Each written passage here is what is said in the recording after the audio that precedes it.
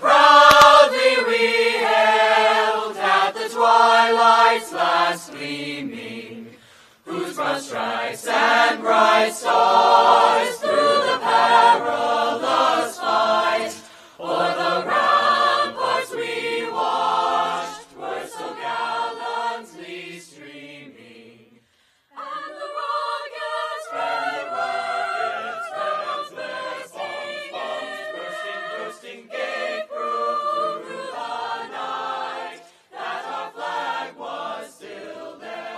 Oh, say does that star-spangled banner yet wave o'er the land of the free and the home of the brave.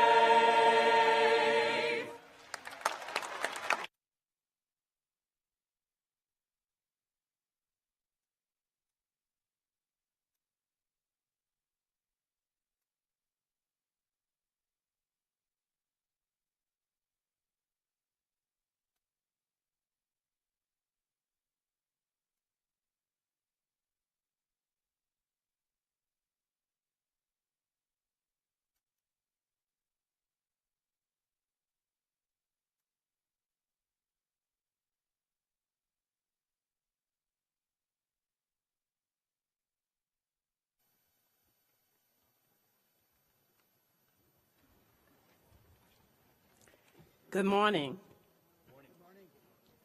I would like to welcome you on behalf of the graduating class of 2013. There are a number of dignitaries here today for NCSSM's 32nd commencement, whom I would like to briefly introduce. Please hold your applause until all have been recognized. NCSSM Chancellor Todd Roberts, Commencement Speaker Dan Ariely, Chair, NCSSM Board of Trustees Henry Quo, UNC Board of Governors member Al Roseman, Vice Chancellor for Academic Programs Steve Warshaw, Dean of Science Amy Scheck, Director of Admissions Latita Mason, NCSSM Directors Emeritus John Frederick and Phil Nelson, Board of Trustees member Marjorie Benbow, Michael Doherty, Shirley Fry, Colin Lawson, Tom Williams. NCSSM Foundation member Joe Davey, Division Administrators Robert Allen, Richard Alston, Melissa Tebow, Katie Wagstaff, Brock Winslow. Legal Counsel Michael Delafield, Registrar Kathleen Allen, Librarian Robert Boats, Director of Institutional Research Jeff Coltrane, Academic Deans Elizabeth Moose, Donita Robertson, Ursula Sims, Ross White, Faculty Senate President Cora Wiley, Staff Council President Kim Howell, Alumni Board President Charlie Stone, and Parent Council Chair Richmond Baker. Please join me.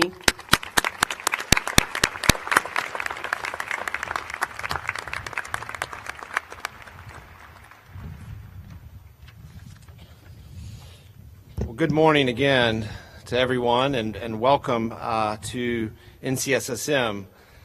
Families, friends, and faculty, students, members of our Board of Trustees, Board of Governors, Alumni Board, Foundation, Parent Council, and Dr. Ariely, welcome, and most particularly the class of 2013.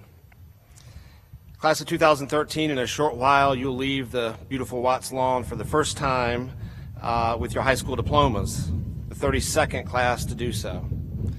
As you prepare to receive your diploma, I hope you're reflecting on what it took to achieve this milestone in your life. And I'm sure that you can remember times that were wonderful and times that were challenging. Today we're all here with a great feeling of pride to celebrate your accomplishment. I know our faculty and staff are proud to have had an opportunity to get to know you and work with you. And you're the first graduating class at NCSSM that I've had the opportunity to know for 2 full years. And I can say that you are wonderful in so many ways, and that it's been an honor and a pleasure to get to know you and work with you. Families and friends, I know that you're filled with great pride in your son or daughter, your brother or sister, or someone you've known for a long time. We're so fortunate that we're here today with this great group of young people who will be graduating from the North Carolina School of Science and Math. Students graduating from high school marks one of the major milestones in your young life. I hope you'll take some time to reflect back on how far you've come since you started your school career 13 or so years ago, and remember those who've helped you along the way. I hope you'll have time to reflect back on your about 2 years ago when you moved in here in August. You came from Durham, from all over the state, roughly 77 counties. Some of you couldn't wait to get here. It's what you dreamed about since 6th grade. Some of you were happy to be on your own. Some of you probably that first night or that first week were homesick. And then probably about a month or so in, some of you were thinking, what the heck did I get myself into? But here we are 2 years later, and there you sit with your cap and gown on, waiting to walk across the stage and get your diploma. It's hard to believe how time flies and how much you've accomplished. Today is the time to celebrate your achievements and accomplishments thus far. Whether the accomplishments were in the classroom, in academic competitions, in research, in athletics, in serving the community, helping each other and others, the class of 2013 has accomplished so much. Honors at major academic competitions such as Siemens, Intel, Conrad, National Science Bowl, iGEM, ISEF, iSweep, HOSA, NASA Launch, International Science Challenge, Moody's Mega Math Challenge, just to name a few. Medals in the physics, mathematics, and biology Olympiads, state championships, swimming, soccer, and cross country, and over 20,000 hours of community service each of the past 2 years. Those are all major achievements, and I want to thank you for those.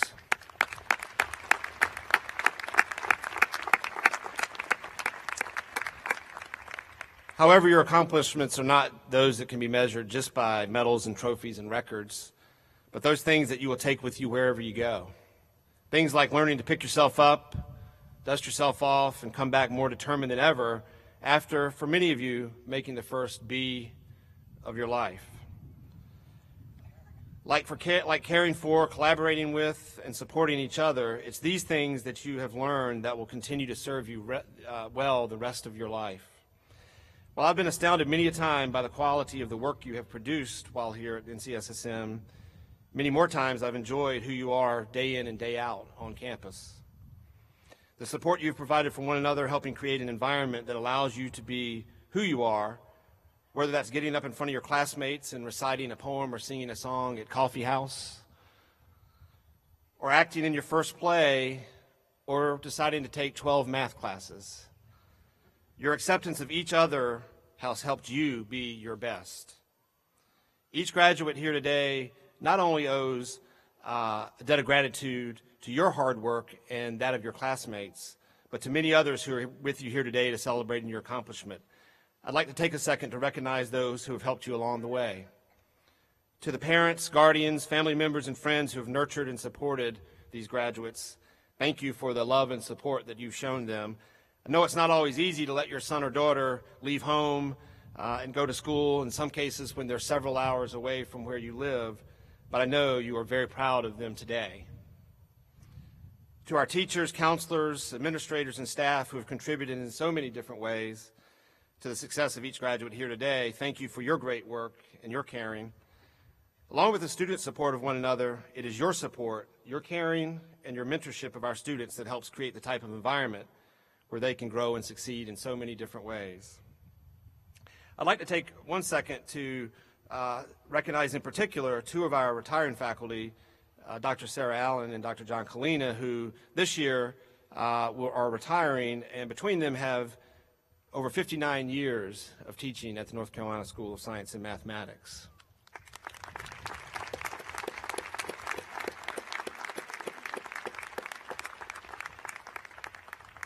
These are both individuals who leave a legacy of challenging and teaching students how to realize that they can achieve more than they thought. So thank you for all you've done to help shape NCSSM and so many students over the years. I hear that from alumni wherever I go. Again, I'd like to say welcome to all of you this morning as we celebrate the class of 2013, including all of our family and friends from across the country and the world watching on our live stream feed. Welcome. At this time, I'd like to introduce Dr. Al Roseman. Dr. Roseman will come to the podium at this time. He's a member of the UNC Board of Governors, and he is here to bring greetings and to present the Board of Governors Award for Excellence in Teaching. Dr. Roseman.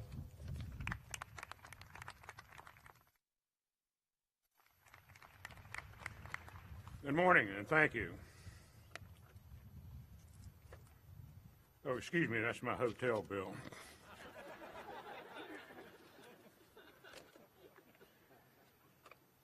On behalf of the University of North Carolina, Board of Governors, members, and UNC administrative staff, it is my great pleasure to bring greetings to today's graduates, their families, to this school's distinguished faculty, staff, alumni, Board of Trustees, and members of this platform committee.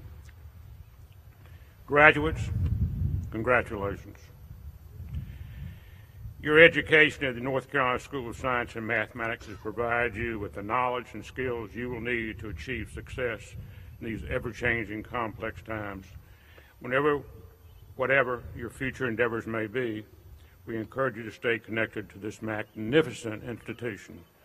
You may not remember this day, you may not remember who's on this platform, but you will remember this day. This is an important milestone in your life, and we congratulate you.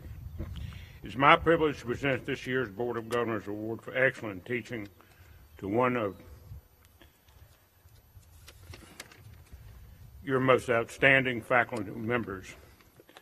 This recognition was established by the Board of Governors in 1994 to underscore the importance of teaching and to reward great teachers across the university system. The awards are given annually to a tenured faculty member from each UNC campus. Recipients are nominated by special committees on their home campuses and elected by the Board of Governors Committee on Personnel Tenure. Each member or winner receives our bronze medallion and a monetary award. I am particularly excited, since this is a fellow Wilmingtonian that's receiving this award today. I'd like to ask Chancellor Roberts and Mrs. Maria Hernandez, please come forward.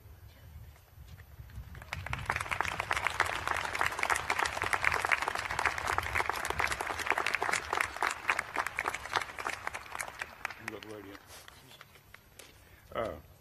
In her 15 years of service, Maria Hernandez has distinguished herself as a role model and as someone who has empowered and enlightened students at the North Carolina School of Science and Mathematics and across this entire state. If I can get these papers separated, I'll continue. She has implemented her belief that effective teachers must provide clear and thoughtful instruction, encouraging students to develop and explore their own ideas and mathematical methods through collaborative learning and access to today's technology. According to Mrs. Hernandez, and I quote, "Math teachers must provide engaging problems so that students have opportunities to be active participants in their own learning process. They should engage students to ask thoughtful questions and encourage them to be persistent in their search for answers to those questions. They should build their mathematical content knowledge and be able to use the knowledge to become confident and private solvers." Her colleagues described Mrs. Hernandez as an engaging and charismatic teacher of mathematics who throughout her career stretched her students, encouraging them to think for themselves, drawing from them thoughtful, reflective work, and a desire to understand. Her classes are always active. She keeps class discussions to a very high level. The focus is on what is now challenging. Her colleagues further note, when talking to Maria, one quickly notes the passion she has for her students, her profession, and for the subject of mathematics. For students, learning mathematics from Maria is an opportunity to be savored. Mrs. Hernandez has demonstrated commitment to excellence in advancing the mission and the goals of the North Carolina School of Science and Mathematics. For example, as a volunteer co-chair of the school's strategic planning action team for outreach and partnerships, she has led the development and implementation of results-oriented strategies aligned to the school's mission and goal. Secondly, Mrs. Hernandez developed a series of professional development sessions to assist math teachers from all across North Carolina in the successful implementation of the new Common Core state standard for mathematics. Mrs. Hernandez continues to be personally the very essence of classroom innovation, outreach, scholarship, and service. She has developed teacher training materials, created webinar sessions, and supporting materials for middle and high school teachers, and is a regular presenter of mathematics conferences, workshops across this entire country. Mrs. Hernandez has taught both mathematics and computer science at the high school, community college, and the university level. Her courses range from Algebra 2 and AP Calculus to differential equations, infinite and discrete, this page is sticking together, mathematics, as well as programming and basic Pascal, is that C++? C++. I'm pronouncing that correctly, and Java. They didn't have that when I was in high school. Mrs. Hernandez has also been recognized by the school with both its Outstanding Teacher Award and Keeper the Dream of an award for multicultural enrichment, as well as by Women in Mathematics Mentoring Program, a Mentor of the Year in 2009. Mrs. Hernandez won national recognition and the Presidential Award for Excellence in Mathematics Teaching. It's quite an honor. Congratulations. Mrs. Hernandez earned her BS in Mathematics at North Carolina State University and her Master of Science in Mathematics at the University of North Carolina in Chapel Hill. Maria Hernandez, we celebrate your outstanding professional achievement and salute your demonstrated commitment to great teaching and inspiring new generational learners. In honoring you, we also, if I can get these pages separated, acknowledge the more than 14,000 dedicated faculty members who teach over 226,000 students throughout every University of North Carolina campus.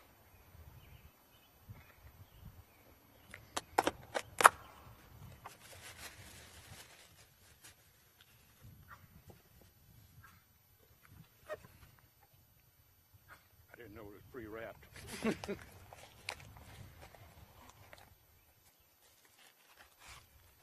This is quite an honor.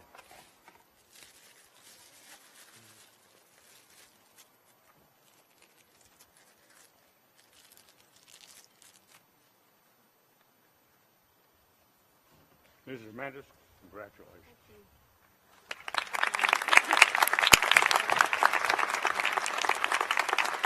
Mrs. Hernandez.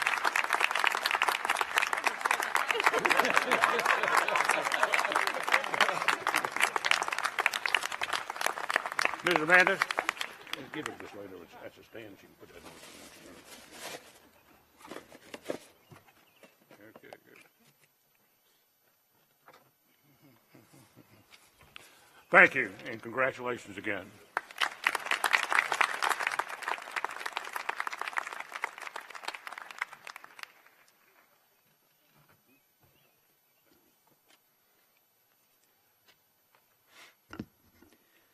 As we consider each of our graduates honor students and do not rank or determine a valedictorian, the student speaker for every NCSSM commencement is chosen in an essay competition open to all seniors and judged anonymously by a school-wide committee under the sponsorship of academic programs.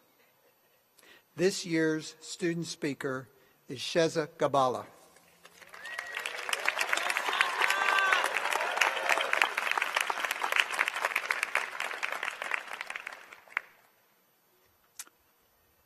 Sheza's parents are Safa Elridi and Ihab Gabala. Her hometown is Clayton, where she previously attended Clayton High School. Her academic interests include anatomy and physiology, chemistry, and psychology. She is a residential life assistant, president of the Muslim Student Association, Speech Club, and Disney Movie Club. She is the founder of Kill the High, a nonprofit anti-drug organization focusing on middle schools and talking to them along with people who have had drug histories, although she definitely does not. She's also very polite because she has allowed me to mispronounce her first name for 2 years. Please join me in welcoming to the podium Sheza Gabala.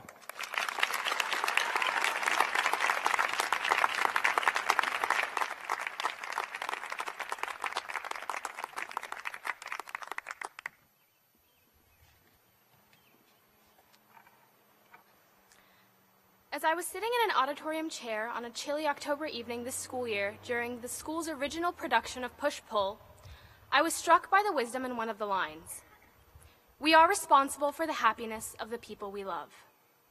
At first glance, this appears to only touch the inner circles we each hold close. Our families, our friends, our teachers, our children, our parents, our partners. But then as I thought about it in the context of NCSSM, I realized that this school, our school, is special. How many people can say that they can apply this concept of self-sacrifice for the people they love to their entire school? At the moment, I'm certain that we are the only ones. As a school, NCSSM thrives. We lead in events across the globe. Our academics and grades, though some students may disagree, are off the charts. And passion is the strongest driving force that we have. But that's just the surface. As a community, NCSSM is vibrant. You've never been to a place where so many people are constantly trying to better their environment. As a middle ground, NCSSM is home to people from every corner of the state, each representing a history as bright as the students here. But that's nothing. That's just what you can find online in a school brochure or hear from any faculty member. I'm here today to talk about something else. NCSSM as a home. In my past 2 years here, I've realized that home is in fact a state of mind. It's not a house, a bed, or a room. It's people. In our seemingly never-ending time here, we've all met, and more importantly, bonded with people we would have never given a second look before. That's home. We've embraced parts of ourselves that we arrived 2 years ago ashamed of, because we realized the people that matter love us because of those quirks and not despite them. That's home. We've sat next to a new face at Convocation or coffee house and walked away having found a new piece of ourselves. That's home. We've helped condition each other to cry whenever we hear the words chemistry, physics, Amsted, or Molgen. Because the only thing worse than suffering through difficult classes is doing it alone. That's home. We've sat huddled under blankets together outside while the fire department analyzed the 4th case of burnt popcorn that school year. And laughed, despite the 3 Wexays we had due the next day. That's home. We run to Joe Van Gogh's 10 minutes before sundown with a friend who needed caffeine, because we know that their ability to make it through the day is just as important as ours. That's home. We've reprogrammed ourselves to think of family not as those we simply live with, but instead as those we are incomplete without. That's home. We are our home. As this day has drawn near, I think we've all begun to realize all the things that are coming to an end. No more housekeeping, no more 10:30 check, no more senior meetings, no more blue painter's tape, no more internet cutoff. All things that we've been frustrated with at some point or another, but things that have molded us these past 2 years nonetheless. Suddenly, we are left with so many more no-mores than we expected, and all we're given at the end is a diploma, a handshake, and maybe a blank slate with good luck written on it. Suddenly, all we have is experience and the chance to use what they've taught us and apply it in whatever way we can. And yet, even as I stand here today, I have to say, I'm not sad. I'm not discontent. I'm definitely not sorry. Because if the price for this family, one that can always bring me home, is a little less sleep and a little more stress, I'll take it. A wise NCSSM actress by the name of Elizabeth Carbone once said, "We are responsible for the happiness of the people we love." In my 2 years here, I can't say that I've never cried or had a bad day. I can't say that I've never gone to bed hoping and praying I'd wake up at home. I can't even say that I've never doubted my decision to click that accept button 2 years ago. But I do get to say that I have never been as happy as I am when I'm surrounded by my new family. I do get to say that I have never been happier to be in the care or to take care of the people around me. Because when a blessing like this is a part of you, you have to treasure it. So to you, NCSSM, I think we can all say this: home is wherever I'm with you. Best of luck, class of 2013.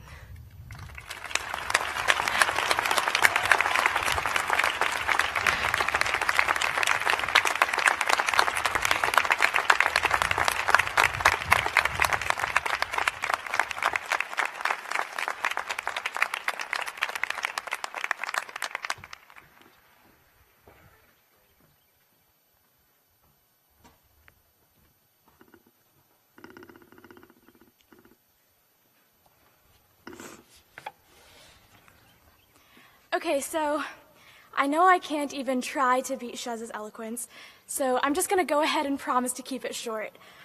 I just want to reiterate the very simple point that we made it. We are finally here. After 2 years of friend crushes that blossomed into friendships, that bloomed into lifelong family, we are here. After losing way more hair to stress than we could afford, we're here. After many angsty tweets and a trimester of saying, "I'm so done with high school at this point," we're here. Here, at this point, we are actually done with high school. Over the past 2 years, I've grown to love this place and all of you. I love late night talks in the lounge with hallmates, getting back to our rooms by in-room, of course, sitting on the senior benches and bonding with any soul there, and going in on IMs for the sake of my hall's pride. This place has done so much to bring us all together, and I know you all recognize that. A widely renowned scholar and doctor also recognized this fact in his famous quote. Dr. Seuss once said, "You know you're in love when you can't fall asleep because reality is finally better than your dreams." Well, NCSSM, how many of you slept last night? Okay, so check either side of you really quickly and make sure that your neighbors are awake. They'll definitely want to hear this. I am proud to introduce Dr. Dan Ariely as the keynote speaker of our 32nd commencement. From just down the road at Duke University, Dr. Ariely is the James B. Duke Professor of Psychology and Behavioral Economics. One of the leading behavioral economists, Dr. Ariely has appeared on NPR and given wildly popular TED Talks. In addition to appointments at the Fuqua School of Business, the Center for Cognitive Neuroscience, the Department of Economics, and the School of Medicine at Duke University, Dr. Ariely is also a founding member of the Center for Advanced Hindsight, which is extremely relevant to us all as we look back on our past 2 years here.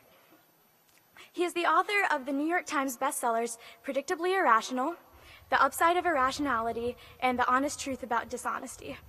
Suffice it to say, he has the power to mess with our minds even more than Inception did. Please give a warm round of applause for Dr. Dan Ariely. Nice to meet you. Greetings. I want to talk today about the forces of evil and the forces of good. I want to talk about the problem of self-control.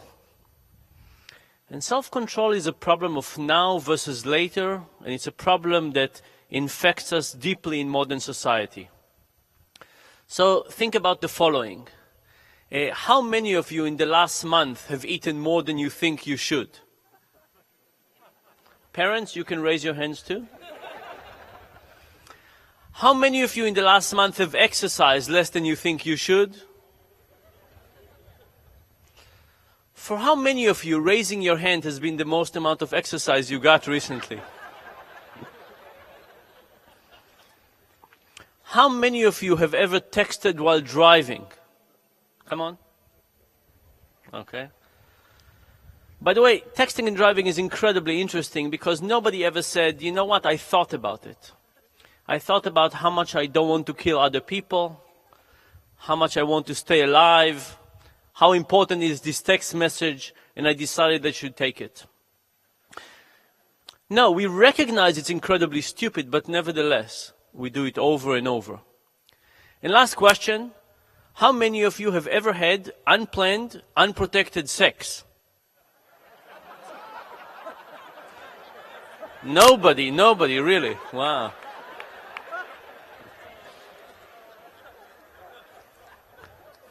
We can talk about honesty another time. Now, if you think about these questions in a very general way, think about the following. Imagine I gave you a choice, and I said, what would you rather have? A half a box of chocolate right now, or a full box of chocolate in a week? Half now or full in a week? And I passed the chocolate around so you could see it and you could smell it. It was so close. With this question in mind, how many of you would wait another week for another half a box of chocolate? Few people are raising their hands, but I'm willing to bet that if the chocolate was actually close by, you might be less willing. Now imagine we push the choices to the future. And I said, what would you rather have? A half a box of chocolate in a year or a full box of chocolate in a year and a week? Now how many people are willing to wait? All of us, right? Because in the future we are wonderful people. We will exercise, we will diet, we will save money. Everything will be fantastic in the future. The problem, of course, is we never get to live in that future. We get to live in the moment, and in the moment we're tempted time after time after time, falling prey to these decisions. So not only do we have lots of self-control problems, we're getting more of those as society is moving forward. Think about it. The next version of the donut, Donut 2.0, is it going to be more tempting or less tempting? Probably more tempting. Is the next version of Facebook going to be more tempting or less tempting to check it multiple times a day? Probably more tempting. Is the next version of the smartphone going to be more tempting or less tempting? And if you think about it from this perspective, it means that the future is going to be ever more tempting as it tries to, as commercial entities try to get our time, money, and attention right now. Now, there was a very sad analysis that looked at the question of what is the percentage of human mortality that is either aided by or caused by bad decision making. And about 100 years ago, it was about 10%. Think about 100 years ago, how could a bad decision lead to mortality? Now it's slightly more than 40%. How come? As we invent new technologies, we also invent ways to kill ourselves. Think about obesity, diabetes. Think about texting and driving, smoking. These are not decisions where one-time decision could kill you necessarily, but making a sequence of bad decisions can be incredibly dangerous and devastating. So given this problem, what can we do about it? And I want to propose a couple of solutions. The first one is something we call reward substitution. I want to tell you a little personal story. I was badly burned many years ago, and I spent about 3 years in hospital. And one of the things I got in the burn department, I got a bad blood transfusion. And I got a blood transfusion with a liver disease. And it was bad enough to be in the burn department. It was slightly worse to have also a liver disease, and nobody really knew what this liver disease was. And I kept on having inflammation and problems and rejection of transplant and so on, and this disease kept on going for quite a few years. And about 5 years after I left hospital, I had another flare-up. I checked myself into hospital, and they told me I had hepatitis C. This was the disease. By that time, they could recognize the virus. And then the FDA was doing a test to see whether interferon, which was the medication that was approved for hairy cell leukemia, is going to also be effective for hepatitis C. And they asked me if I want to join this trial. And I said, what happens if I don't join this trial? And they described to me what it would feel like to die from liver cirrhosis. So I didn't think for a long time. I joined the trial. And the problem was that every one of those injections I had to take was incredibly miserable. It would get me sick for about the whole night. Vomiting, headache, shaking, high fever, stuff like that. Not as bad as liver cirrhosis, but for sure and now. Now imagine you got back from the university, you had your injections in your refrigerator, and if you injected yourself right now 3 times a week for a year and a half, you might not get liver cirrhosis in 30 years. Would you do it? This is a very tough self-control problem. A year and a half later, I stopped the medication. I had a liver biopsy. They told me I beat the disease. The FDA later approved interferon, which was also good news. And my doctor, Dr. Killenberg, told me I was the only patient in the protocol who took their medication on time. And the question is, how come? Do I like my liver more than other people? Do I care more about the future? The answer is no. The answer was that I re-engineered my environment to facilitate better decision-making. I love movies. If I had time, I would watch lots and lots of movies. I don't have that much time, so I don't watch that many. But on Monday, Wednesday, and Friday, which were injection days, I had to deal with myself. Every morning, I would go first thing to a video store. I would rent 2 or 3 videos I really wanted to watch. I would carry them in my backpack the whole day, looking forward to watching them. I would get home, put the video in, inject myself, and press play. I did not wait for the side effects to start. I connected something I wanted, the movies, with something I did not want, which the injection. And we call this idea reward substitution. And the notion is that there are some things in life that we are just not designed to care about. And we can think about, maybe we could just tell people about it, or maybe we could just communicate. That might not work out. Something that will happen 30 years from now is unlikely to drive lots of motivational force on human behavior. But instead, maybe we can use reward substitution. Maybe we could find something else, like movie, that people would work toward, and by doing that would behave as if they care about the long term, as if they care about their livers. So I want us to think about this idea in a couple of domains. First of all, let's think for a second about global warming. Imagine you wanted to figure out how to get people to care about global warming. You could say, let's just teach people about global warming. And by knowing about global warming, people would start caring. Really tough to imagine. In fact, if you went about it the other way around, and you say, let's search the world over for the one problem that would maximize human apathy, you would come up with global warming. Why? Think about it. Long in the future, would happen to other people first. We don't see it progressing. We don't see anybody suffering, and anything we would do as individuals is a drop in the bucket. Can people under those conditions care? Most likely not. Can we get people to wake up in the morning and feel that today they want to do something good for the environment? Hard to imagine. But can we use reward substitution? Can we get people to care about something else and through that behave as if they care about global warming? So you're a bright, intelligent group. Give me some suggestions. What kind of things would you create that would get people to behave as if they care about global warming? Just raise your hand and shout. Pay them. Give people money. They don't do it for the right reason. Give them money. Very good. What else? Give them cake. Cake is good for lots of things. Very good. Some other motivations. Tax them if they want. So somebody wants to pay, somebody wants to charge people, and then the annoyance of having to pay might be higher. Very good. What else? What was this? Okay. Other things? Make fuel-efficient car less expensive. You could say, let's. It's again economic incentive. Make them attractive, maybe sexy or prestigious. What else? Give them compliments. Yeah, very good. Compliments. It turns out there's lots of research in psychology. People love compliments even if they know the compliments are not sincere. What else? Yeah.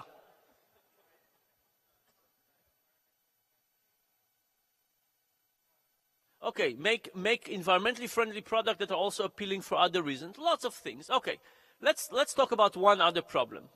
There's a medication called Coumadin, and Coumadin is a medication against strokes. When people have a stroke, they put them on Coumadin often, and Coumadin reduces the chances of a second stroke from about 24% to about 4%. And under those conditions, you would think that people would take Coumadin on time. People don't. Compliance rate is very low. So let's think about reward substitution.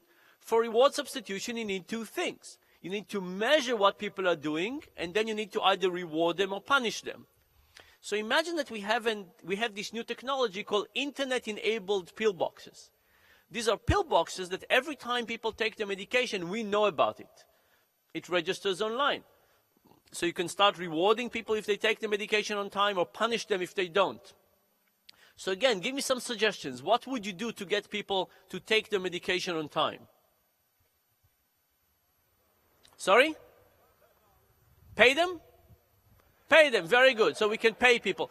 By the way, we tried that. We paid people $3 a day to take the medication on time. What do you think happened? Absolutely nothing. What do you think would happen if we paid people $1,000 a day? Probably would work, but we don't have the money for that. But it's, what else? Yeah. You have to take it before you eat. Oh, so you don't allow people to eat until they take it. Very, very clever. Very clever. You might say, let's block the refrigerator until you take your medication. I like this. Yeah.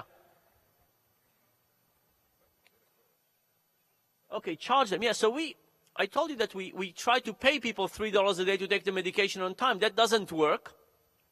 The next thing we did was we used a principle called loss aversion.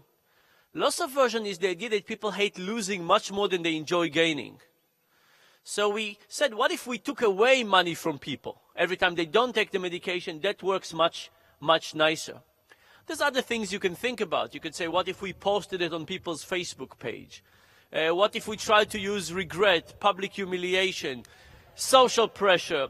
There's lots of things that you can imagine doing, but the two nicest things were a combination of lotteries and regret. So first of all, let's think about lotteries. If we gave people $3 a day, that doesn't work. What do you think would happen if we gave people 10% chance of making $30? That's much, much better. People love lotteries. Economists call lotteries taxation on stupidity, but people love lotteries. But the nicest experiment combined lotteries and regret. So what is regret? Regret is the notion that our happiness is not determined by where we are. It's determined by a comparison between where we are and where we think we could have been. And if we think we could have been somewhere nicer, we are miserable. And if we think we could have been somewhere worse, we're happy. So for example, when do you think you'll be more miserable? If you missed a flight by 2 minutes or by 2 hours? By 2 minutes. Why? You're stuck in the same bad airport with the same bad food. Why is the 2 minutes more annoying? Because you can imagine the alternative reality. You say, if the light just changed a little faster, I would have made it. If the person in line in front of me understood what taking your shoes off meant. If the TSA agent had one more IQ point. And because of that, this other reality is incredibly salient. You're comparing yourself to it and you're incredibly miserable. If the other reality is 2 hours, hard to compare. Similarly, a couple of Olympics ago, they took pictures of people who won medals. And they looked at how big was their smile. And what would you expect? Gold, silver, bronze. What do they find? Gold, bronze, silver. Why? Because imagine you practice for the last four years for this one race. And a minute and a half ago, you got the silver medal. What are you thinking? This close. This close. And if you got the bronze, what are you thinking? At least I'm here. Look at everybody else. And actually, if you think about your own life, you can probably think about many cases in which your happiness is not driven by where you are, but what you're comparing yourself to. So how do we bring regret into the experiment? Imagine all of you are in this experiment and all of you are in Coumadin. The people on my right are taking the medication, the people on my left are not. If we just give lotteries, the people on my right, I sample 10% of you and give you the lottery ticket. If we try to use regret, we give the lottery ticket to everybody, whether you took the medication or not. And I call you up and I say, congratulations, you're the winner of the coveted lottery. The stars are smiling on you, it's your lucky day. Sadly, I see you did not take your pill today, so you're not getting the money. This is the essence of regret. This is the essence of the idea that you could have done one small thing earlier in the day that would have put you on the other side of this fence. And when you add lotteries and you add regret, now compliance rate becomes almost perfect. So the sad news is that we have lots of problems with self-control. The good news is we can create some solutions. I want to talk to you about one more solution. This is called Ulises Contracts. If you remember the story from the Greek mythology, Ulysses knew that if the sirens will come, he will be tempted to follow them. So he asked the sailors to tie him to the mast, so he could hear the call of the sirens, but he could not follow them. And he asked the sailors to put wax in their ears, so they were not even able to listen and hear the temptation of the sirens. And if you think about that, this is a very different solution for self-control. This is saying, I know that in the future I will be tempted, and therefore I want to eliminate my ability to act on my temptation. Now, I'm sure you've tried all kinds of things like that in your life. How many of you, for example, in the last week of exam, gave your Facebook account to one of your friends, asked them to change the password so that you could not check Facebook too often? Few? Very good. You had a speech to write. Lots of my undergrads do that. For the adults, we tried once a study, again in medical adherence. It turns out in the history of the world, nobody has ever woken up and said, today I feel like colonoscopy.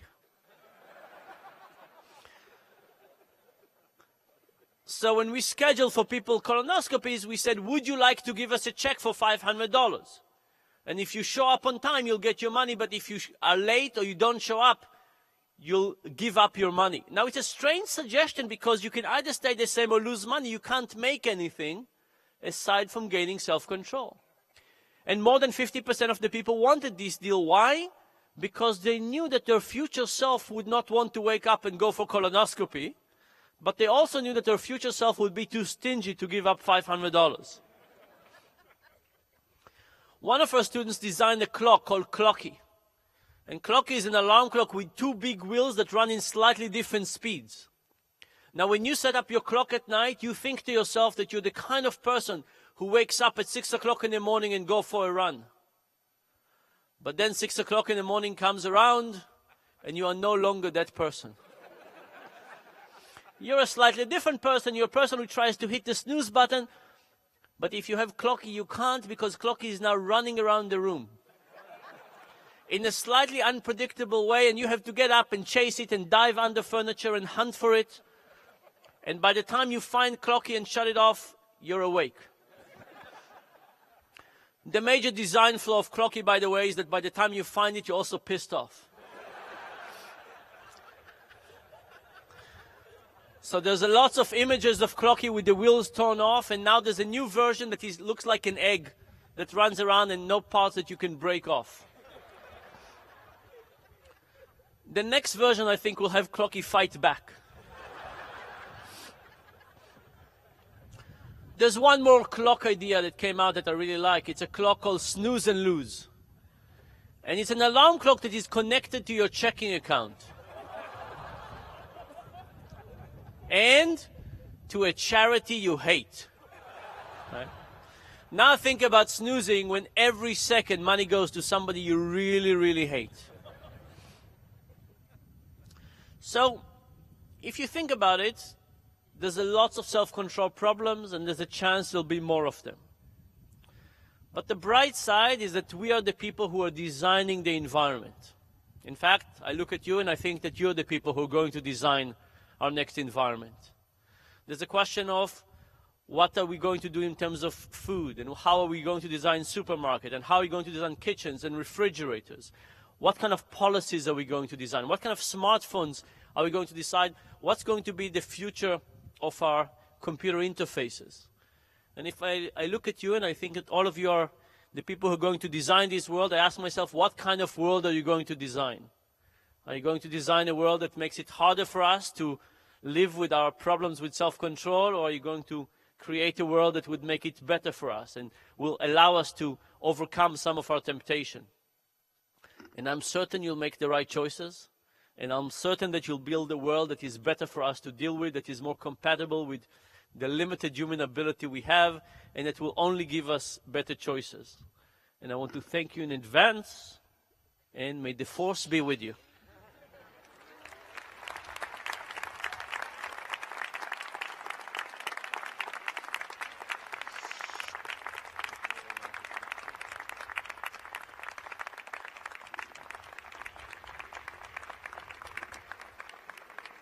Thank you again, Dr. Ariely, for your words. That was very enjoyable. And on behalf of the school, NCSSM, we're going to give you a gift, which is an original piece of artwork that is design of the school here, which is folks have seen before. And so I'll trade you this for your lightsaber. No, I'm just kidding. I'll do this. I'll knight you.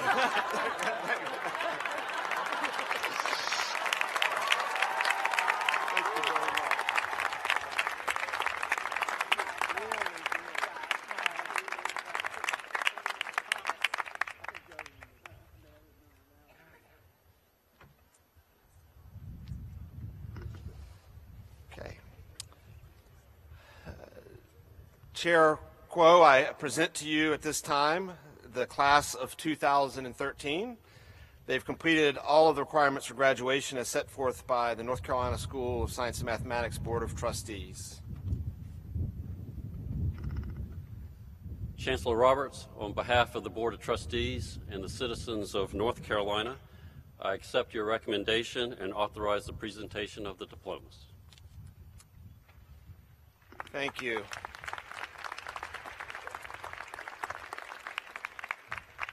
And as we would like to make sure that we respectfully honor all of these extraordinary graduates and make sure that all the families and friends who are here to hear their name called and see them walk across stage, if you would please hold your applause, and particularly any exuberant forms of recognition, until the last diploma has been presented, so that we can honor all of these folks and their families who are here today. So at this time, we will award our diplomas.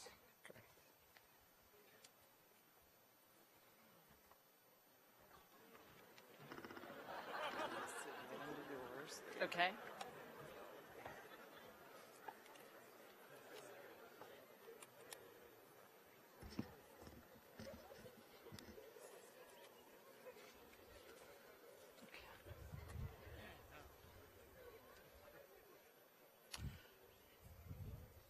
Ibukunoloa, Tematape, Adamoyero. Arjun, Paresh, Adia. Farabi, Alam. Sajan, Yogesh, Amin. Soham, Mukesh, Amin. Jeffrey, An. Nithika, Aurora. Mark, Alexander, Aramide. Forrest, Coleman, Ashworth. Emmanuel, Urais, Franks, Asa. Anna, Nicole, Atencio. Davis, Pierce, Atkinson. Kristen, Dawn, Bagley. Tori, Lyra, Baker. Emily, Caroline, Barbie. Stratton, Keenan, Barth. Haley, Allison, Baxter. Darian, Lacona, Billowitz. Andrew, Jehun, Bin. Daniel Grant Birmingham, Sean DeMar Bishop, Cooper Nicholas Blazak, Christopher Sayers Bobby, Grayson Alexander Bodenheimer, Taylor Reeves Bodenheimer, Madison Nicole Boyce, Bradley Barrier Bondurant, Matthew Thomas Boyd, Kathleen Rebecca Boyette, Felicia Nicole Branch, Malik Cambridge Brantley, Rasan Elijah Bray, Catherine Ellen Bray, Zachary Logan Brown, James Glenn Buchanan, William Burton Burrows, Vincent Padraic Cahill, Laura Marie Campbell, Leslie Gake Cho, Elizabeth Mary Carbone, Landon Yates Carter, Margaret Jane Caruso, Phoebe Noel Casablanco, Catherine Lynn Cater, Daria Renee Chance, Allison O. Cheng, Sarah Cheng, Yvonne DeAndrea Chazelle, Yimo Chen, Daniel Chiquito, Evan Emiliano Chu, Joseph Nnamdi Chukwu, Cedric Lemanuel Clark,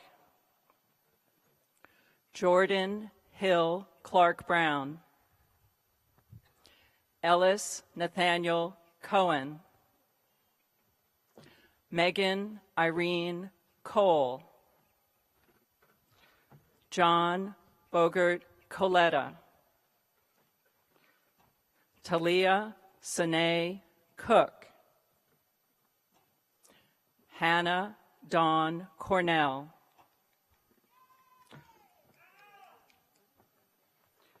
Rourke Alexander Creighton,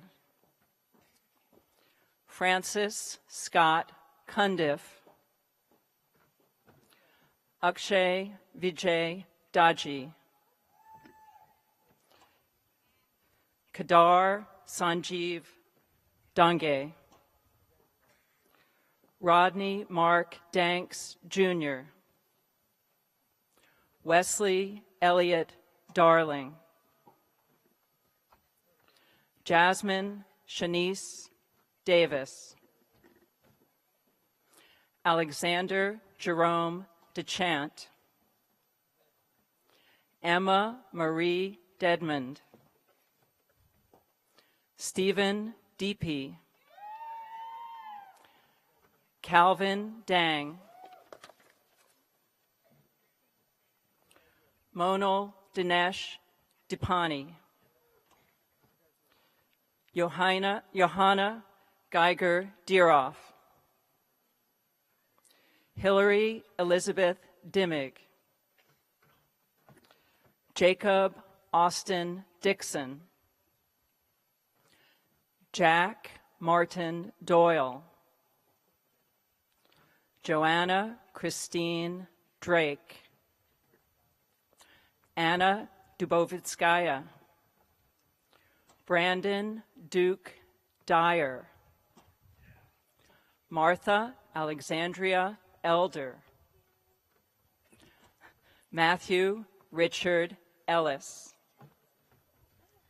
Dayton Ross Elwanger, Kyle Alexander Elmore, Hangyul Kelly Haley Elizabeth Erickson, Joshua Alexander Avey, Strata Lee Faddis, Eugene Fan, Stephen Michael Finale, Marcus Sean Fath, Warren Julian Fang, Luke John Fernandez,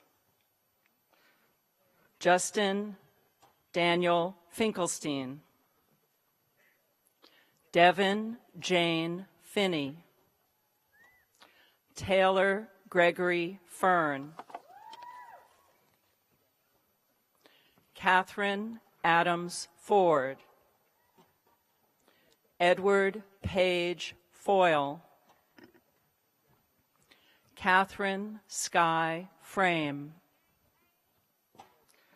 Olivia Grace Francis,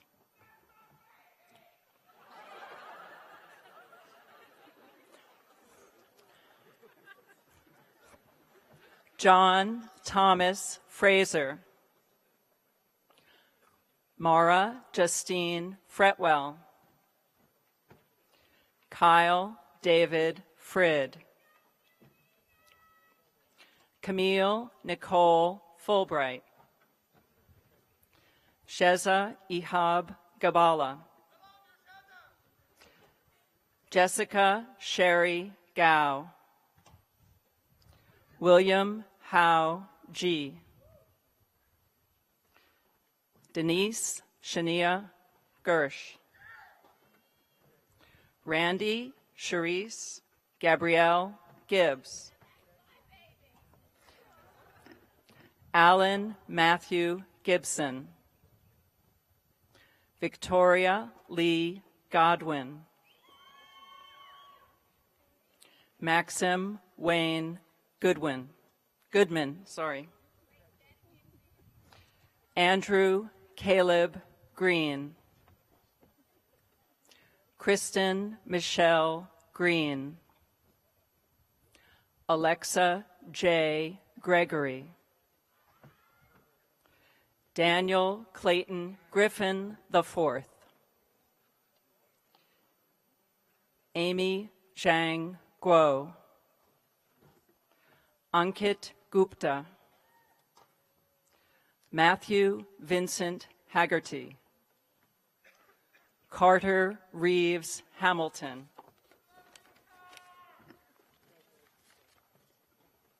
Alexis Nicole Harold, Andrew William Harrelson, Jordan Carey Harrison, Logan Philip Herrera, Emmett Brian Hobgood, William Herbert Hoffman, Kyla Marshall Holly, Jessica Marie Hanbarger, Sukjay Albert Hong, Scout Manhattan Howard, Trevor Noel Howarth, Graham Benson Howell, Morgan James Howell, Carson Adam Shao, Ivy Jane Hubbard, Wesley Houston Huff, Jadavia Emariel Hunt, Rachel Catherine Hurst, Isabel Margaret Hutchins. Sungwon Huang. Alexander Leaf Jacobson. Zane Alexander James. Austin Michael Jenkins. Christy Shu Jiang. Casey Lynn Jingle. Octavius Travell Johnson. Susan Margaret Jones. Samuel Hansu Ju. Jaehoon Kenneth Jung. Patrick Bogan Kane. Jinyoung Kang.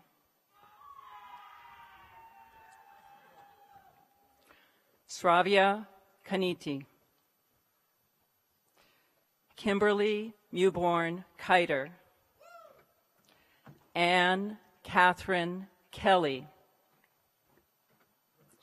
Yui Young Kim. Colleen Keenan Ferguson. Grant Alexander King. Andrea Rosalie Kirk. Lamecca Taliba Knoll. Ravindu Kasunjit Kodipili. Abhishek Raman Commander. Aaron Thomas Kovaskitz. Ryan Joseph Kramer. Hannah Elaine Krieger. Paul Archimedes Kushner. Jacqueline Sierra Rose Lane. Sven Kurt Andrew Larson.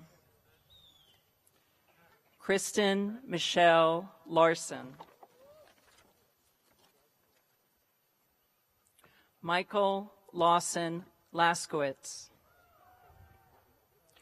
Brandy Brianna Lawrence.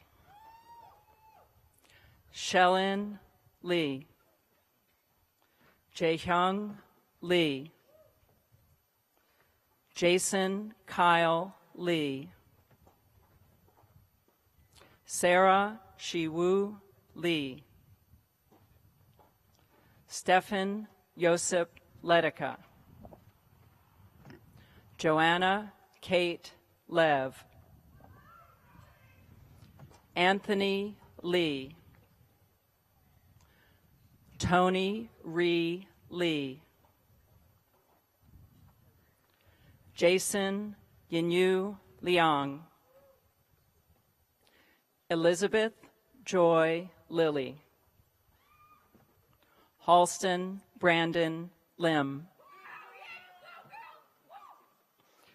Chelsea Charlene Lynn. Matthew James Litzinger.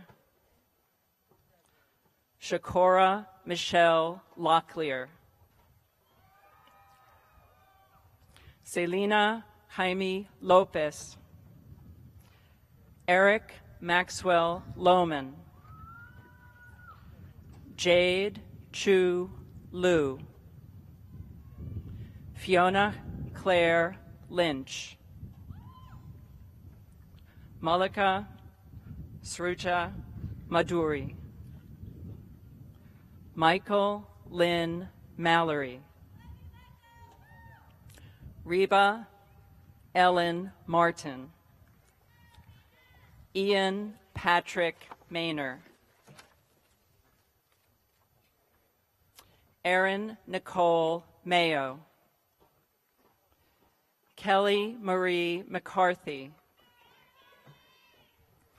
Ryan Catherine McCord.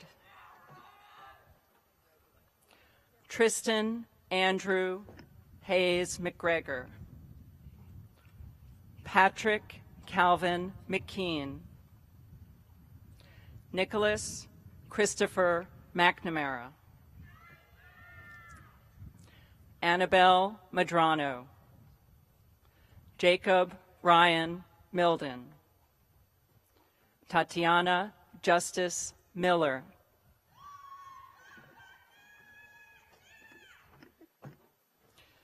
Mackenzie Jane Milliken. William Robert Milligan. Riley Alexander Menier. Haley McKee Mokler. Siddharth Vibakar Modi. Ashwin Munyan. Catherine Ann Morris. Joshua Wang Mu. Hannah Ruth Monroe.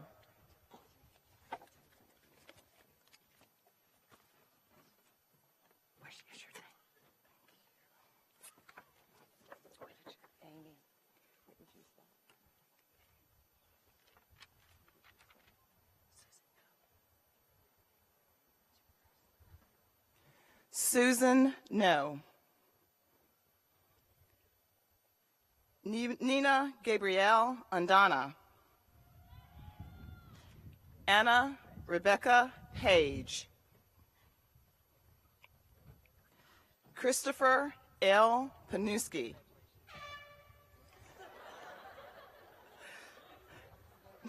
Natalie Catherine Papp. James Sidney Parham. Macy Aaron Pedswater. Allison Sophia Elizabeth Fotzer. Alexander Frederick Farr. Jeffrey Stewart Phillips. Matthew Caldwell Phillips. Suzanne Emily Phillips. Vanessa Fong. Kaylin Beatrice Pogson. Mary Caroline Poletti. David James Pollard. Luis Von Poole. Patrick James Povanelli. Helen Christie Powell. Roger Garrett Powell. Rosalia May Price. Jessica Lynn Price. Harish Seshadri Padukodu. Madison Rose Putman. Nathaniel Mitchell Putnam. Ying Chai. Abe Tasadak Karashi. Serena Marie Ramos. Catherine Olivia Rasco. Whitney Lynn Ratliff. Joshua Christian Ray. Connor Douglas Reed. Robert Christopher Renfro. Mark Ryan Rickabaugh. Jefferson Davis Ridgway IV. Kyle David Riker. Cassidy Ring. Carla Abigail Robinson. Benson Orlando Robles. Daniel Shea Roseman. Cody Gabriel Roundtree. Robert Clayton Rowe. Sophia Alexandria Rowland. Juliana Rigoro. Maria Isabel Ruiz. James Alexander Runge. Nathan Lee Sanders. Suraj Ramnik Sankhani. Dia Sashidar. Abigail Lee Schatzman. Gabriela Luis Schweizer. Henry Alexander Seiler. Caitlin Mutir Seifried. Mitchell Laird Sheep. Rachel Carson Shore. Harris Alexander Hodges Short. Param Singh Sidhu. Anita Simha. William Cole Simmons. Nerwin P. Singh. Jamie Alexandra Smith. William Joel Smith. Peter R. Swarterman. Charles Alexander Solarski. David John Spencer. Carolyn Whitley Sprinkle. Rithi Sridhar. Isaiah Stackleather. Emily Nicole Stark. Rachel Lee Stearns. Quentin Alexander Stewart. Princess Charisma Stone. Haley Cheyenne Stratton. Taylor Alexis Studer. Bryant Wayne So. Corey Ching So. Dean W. So. Austin Don Sun. Tejas Govind Sodarasan. Srilakia Shore. Ingrid Larice de los Reyes Tablazone. Mitchell Carlson Tag. Stephen Tang. Zachary Bennett Tanner. Seth Allen Templeton. Thomas Dwight Terrell.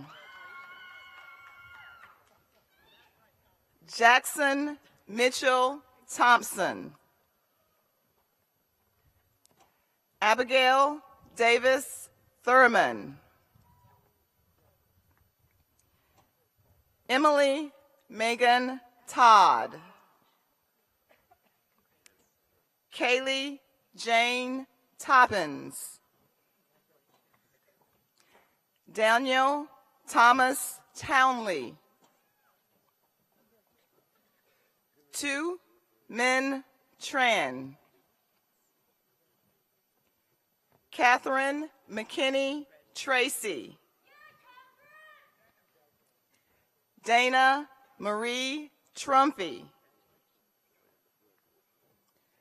Elizabeth Sue.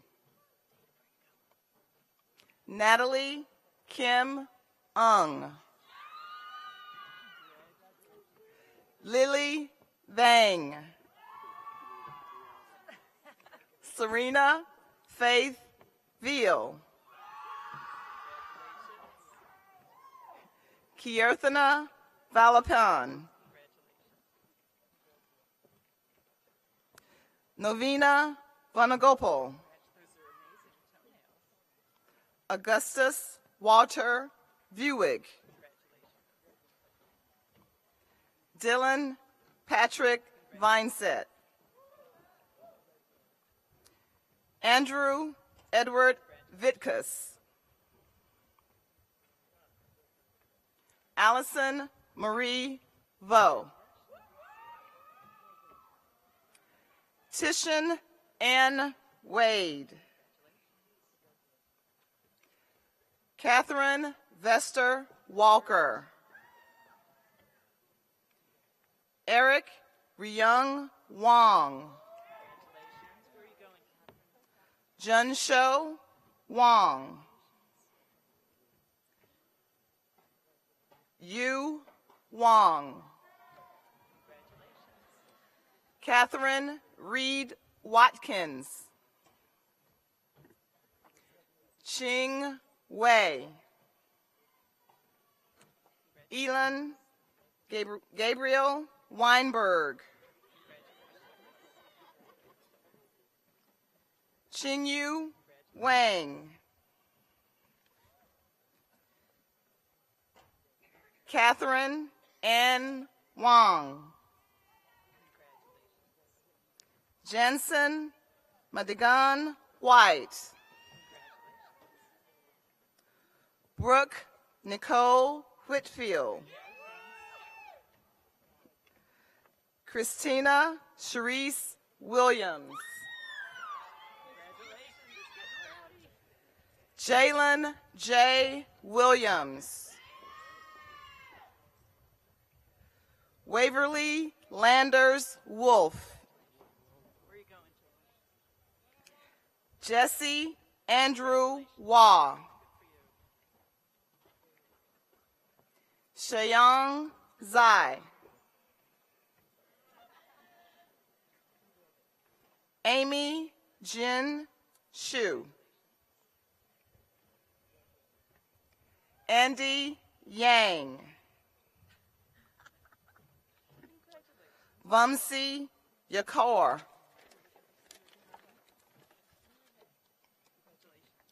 Vladislav Vlad Yefremov.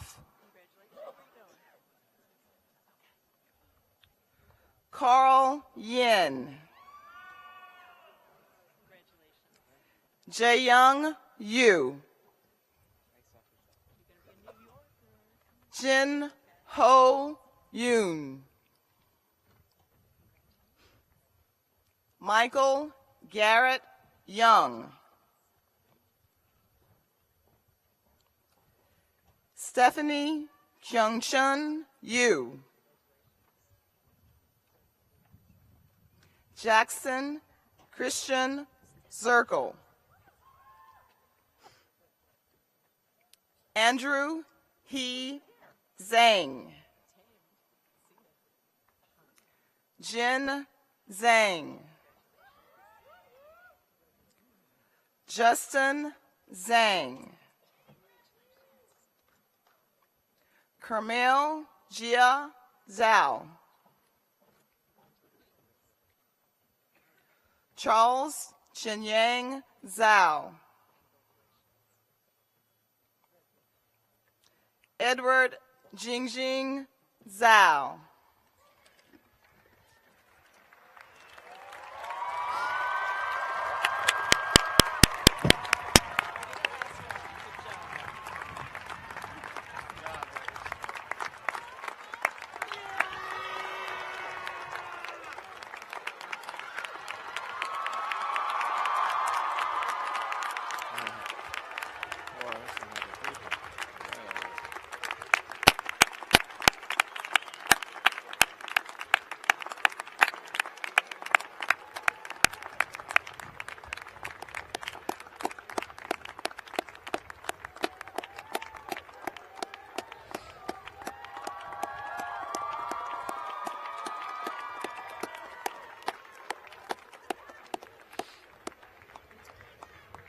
Well, class of 2013, there are some happy people right there.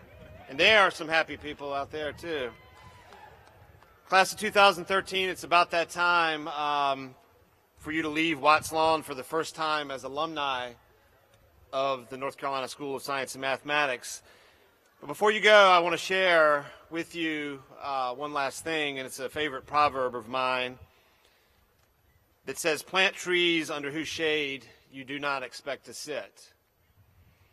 There are many that you can thank for the opportunities you've had over the past couple of years, many that have helped grow the tradition at NCSSM that you have benefited from, and that you've added to. So as you leave NCSSM, I challenge you to continue to your journey of learning, both formal and informal, to seek out and explore new interests as you've done here at NCSSM, to pursue excellence, embrace change, and innovate while maintaining your caring for others, as you've also demonstrated here. I encourage you to be authentic and honest, both with yourself and with others, and to take the high road in a world where integrity and standards are too often lowered. And finally, I ask you to remember over the years to come the opportunities that you have been given and to plant shade trees wherever you go. So again, congratulations, North Carolina School of Science and Mathematics, class of 2013.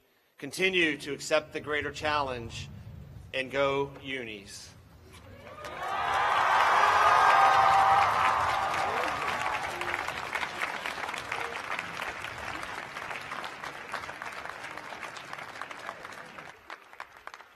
And finally, I'd like to invite everyone after the commencement exercises to join us on Bryan Lawn for a reception hosted by NCSSM's Parent Council. And while you're there, if you go into the lobby of the ETC, you'll be able to look at the senior class gift, which is a nice piece of original artwork that's hanging on the wall inside the ETC. So let's please stand and honor the class of 2013 as they recess.